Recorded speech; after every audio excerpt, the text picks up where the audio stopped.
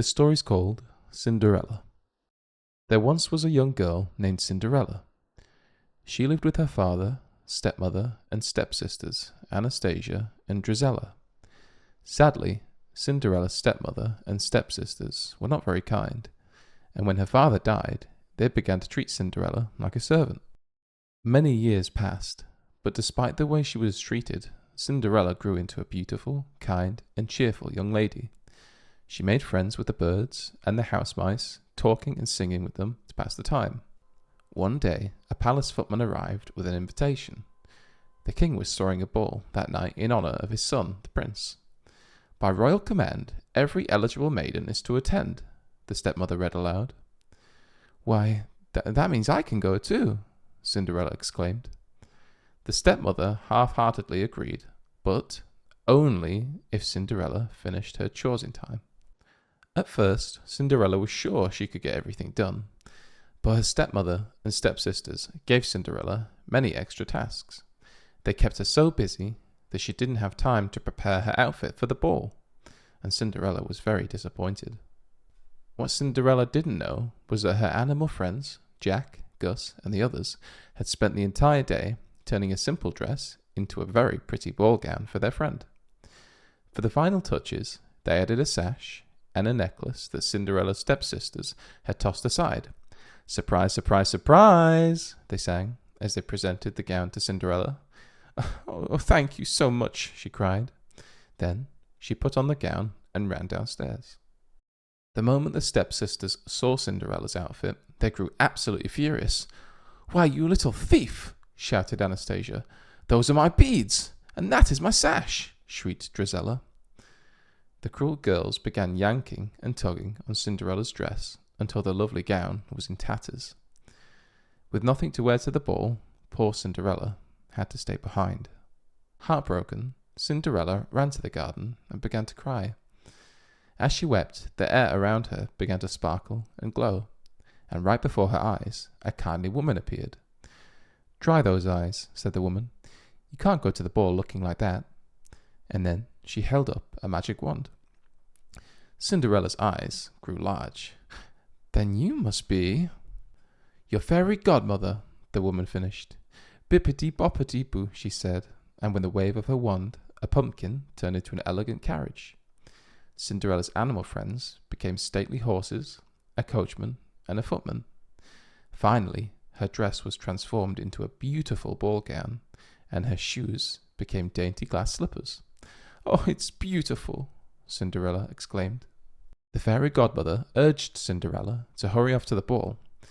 But you must leave before midnight, she warned, for after that the spell will be broken. Oh, she must keep an eye on the time. At the palace, the ball was just beginning. The prince stood dutifully greeting each of the maidens the king had invited. Just then, the prince spotted a beautiful girl standing alone on the balcony. It was Cinderella. He rushed over to her and bowed, enchanted by the lovely stranger. Cinderella and the prince spent the rest of the evening together, walking in the palace garden, dancing and gazing into each other's eyes. And before they knew it, they had fallen in love. Cinderella was so swept away by the handsome prince that she had lost track of time. She was very shocked to hear the clock striking midnight. Oh no, I must leave you, Cinderella gasped, pulling away from the prince and running out of the palace. She flew down the grand staircase, but in her haste, she left behind one of her glass slippers. Cinderella leapt into the enchanted carriage and drove away, just in time. At the final stroke of midnight, the fairy godmother's spell ended, and Cinderella, the carriage, and her animal friends returned to their original forms. The prince found Cinderella's slipper, but not knowing her name, he had no way of finding her. So, the next morning, the king ordered the Grand Duke to visit each house in the kingdom and to try the glass slipper on every maiden. The girl whose foot fit the tiny slipper would become the prince's bride. Upon hearing this news, the stepmother locked Cinderella in her bedroom. Then, the stepmother slipped the key into her pocket and went downstairs to meet the Grand Duke. Once again, Cinderella's mice friends came to her rescue.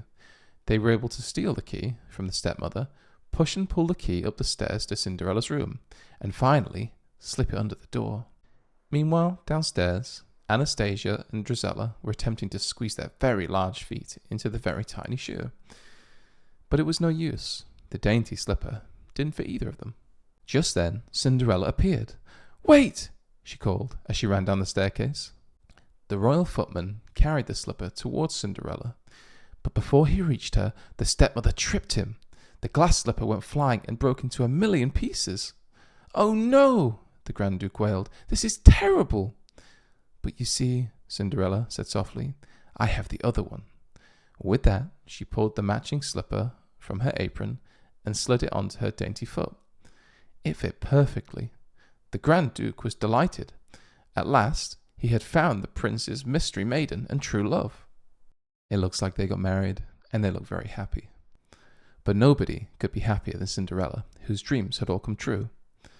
The Grand Duke promptly escorted her to the palace, where she and the prince were reunited.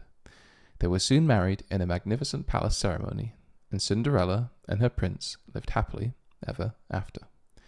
The end.